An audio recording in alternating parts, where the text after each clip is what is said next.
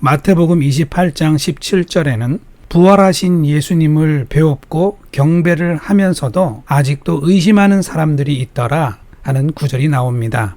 우리는 무엇을 믿고자 할 때 있어야 믿는다라고 하고요. 내 눈으로 직접 보아야 믿겠다는 말을 합니다.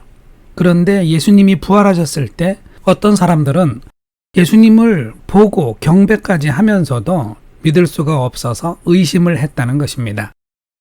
믿음이란 보고도 믿기 어렵다는 말이 있을 만큼 어렵습니다. 눈으로 보고 손으로 만질 만큼 생생히 확인하고서도 믿지 못하는 경우가 많습니다. 의심이라고 하는 것은 놀라울 만큼 큰 능력으로 자신의 체험과 그 기억까지 불신하게 할 수 있습니다. 부활을 둘러싼 성경의 이야기들은 그러한 불신을 반영하고 있습니다. 군인들이 무덤을 임봉하고 지켰다는 언급이 성경에 기록되어 있습니다. 부활이 과연 사실이냐? 무덤이 비어 있었다는 말은 처음부터 무덤에 묻히지 않았기 때문은 아니겠느냐 하는 의혹에 대한 반박입니다. 무덤의 시신을 제자들이 도둑질해 갔다고 소문이 난 이유는 예수님을 살해한 자들의 조작이었다라고 하는 언급이 있는데 이것은 실제로 그 당시에 그런 소문이 있었던 것에 대한 해명이라고 볼 수 있습니다. 빈 무덤과 부활에 대한 소문이 조작된 것일 거라는 소문을 반박하면서 그것은 오히려 도둑질했다는 소문을 조작한 사람들이 있었다라고 반박하는 것입니다. 모두에게서 버려진 예수님이시고 12 제자도 버리고 도망을 갔는데 예수님에게 그 비싼 돌무덤이 과연 가능한 것인가 하는 의혹은 시대 정황상 보면 당연한 것입니다. 빈 무덤에 대한 이야기는 처음부터 무덤조차도 없었을 것이다. 빈 무덤에 대한 이야기는 거짓말이다 라고 의심을 하는 것입니다. 이에 대해 마태복음은 12 제자만 제자가 아니다.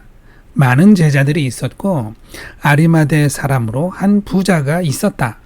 그는 빌라도를 면담할 만한 재력이 있는 사람이었고 시신을 장사 지낼 허락도 받을 수 있었다. 그가 자신의 무덤으로 준비했던 장소를 예수님의 무덤으로 사용하는 일은 얼마든지 가능하다라고 성경은 말하고 있는 것입니다. 그리고 아리마대 요셉이 빌라도를 면담했다면 빌라도까지도 예수님이 무덤에 장사된 것에 대한 중요한 증인이 되는 것입니다. 예수님의 부활 사건은 믿음으로 사실을 조작해낸 것이 아니라 분명히 있는 사실로부터 믿음이 요구되고 있는 것입니다. 있다고 하는 사실과 그것을 믿는 것은 이상하게도 동시적이고 당연하지가 않습니다. 믿음은 인간이 오감으로 사실을 확인하는 것과 분리되어 있는 전혀 다른 영역의 작용입니다.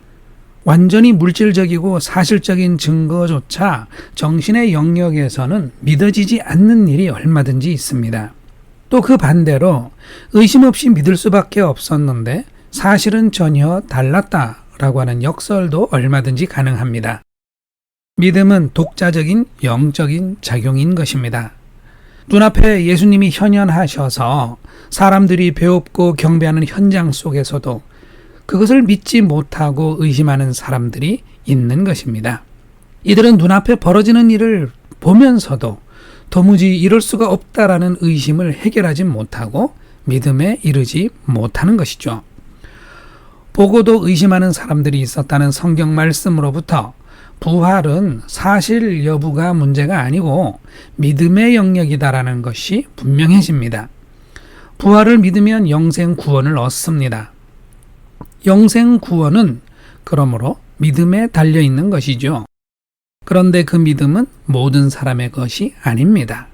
믿음은 하나님께서 택한 자에게 주시는 선물입니다. 따라서 믿음이 있다고 자랑할 것이 아니고 믿음이 없다고 책망받을 일도 사실 아닙니다. 하지만 믿음은 은혜 안에 드는 것이요 불신은 저주에 속한 것이라는 말은 얼마든지 할 수 있습니다. 그러므로 부활을 믿는 사람들은 구원의 믿음을 주신 하나님께 큰 감사를 드려야 합니다. 그리고 그 믿음 더욱 분명하게 하고 굳건하게 지킬 수 있도록 기도를 쉬지 않고 해야 할 것입니다.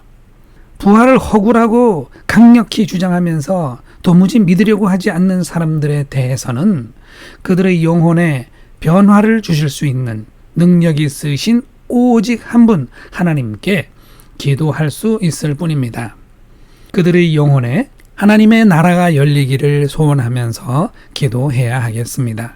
부활에 대한 이야기를 접하는 모든 사람에게 공통적인 질문이 주어집니다. 그 부활을 믿는가 하는 것이죠. 우리의 믿음을 돌이켜 살펴봅시다. 부활에 관한 모든 궁금증, 부활이 품고 있는 모든 비밀은 참된 믿음, 온전한 믿음 속에서 다 밝혀지고 가르침 받을 것입니다. 그러므로 믿음 더욱 주시기를 바라며 기도해야 하겠습니다. 그리하여 부활로 영생의 문을 열어주신 지금도 살아계시는 예수 그리스도의 인도하심을 받아서 마침내 하나님 나라에 이르도록 합시다. 기도하겠습니다. 하나님 아버지, 저희들에게 예수 그리스도의 부활을 선물로 주셔서 감사합니다. 또한 그 부활을 믿을 수 있는 믿음도 허락하여 주심에 감사를 드립니다. 우리 안에 의심이 사라지게 하시고 믿음 더욱 굳건하여서 하나님의 나라에 모두가 들 수 있도록 우리를 인도하여 주시옵소서. 부활 영생으로 하나님 나라의 문을 활짝 열어주신 예수 그리스도의 이름으로 기도합니다. 아멘.